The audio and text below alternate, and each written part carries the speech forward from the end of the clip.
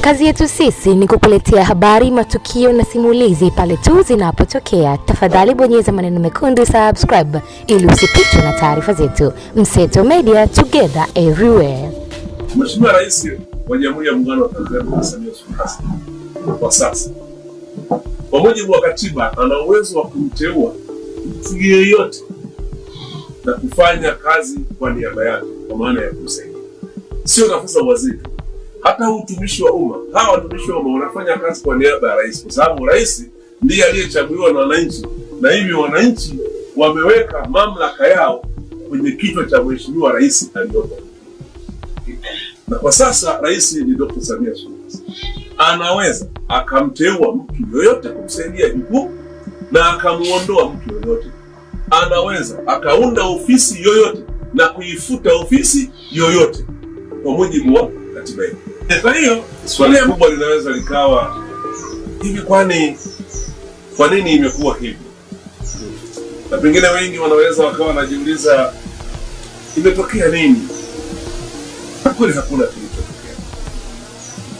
Nafasi yangu mimi niliyogombea ni mbunge na bado ni mbunge, na ubunge mlinipa nini? Wananchi wa jimbo zima la Kibaha, na hapa kuna uwakilishi wa jimbo zima la Kibaha.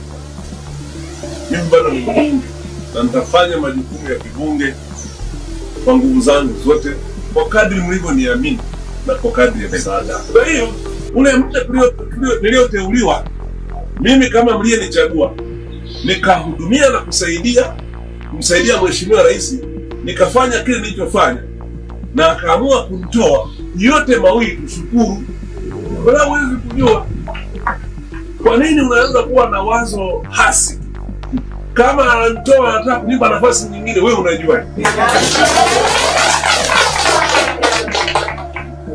Kwa hiyo mimi nadhani ndugu yangu wananchi wa jimbo la Kibaha, na hapa nikisema na viongozi wote wa jimbo la Kibaha, kimsingi yale ni majukumu unapewa. Unaweza kubadilisha kutoa jukumu lingine, hasa huwezi kumpangia rais tarehe ya kutoa jukumu hili na kupangia jingine, au hata kutokupangia. Yote ni sawa, kwa sababu mwisho wa siku wote ni watumishi wa nchi yetu, tunatumikia watu na nia ili mambo yaende.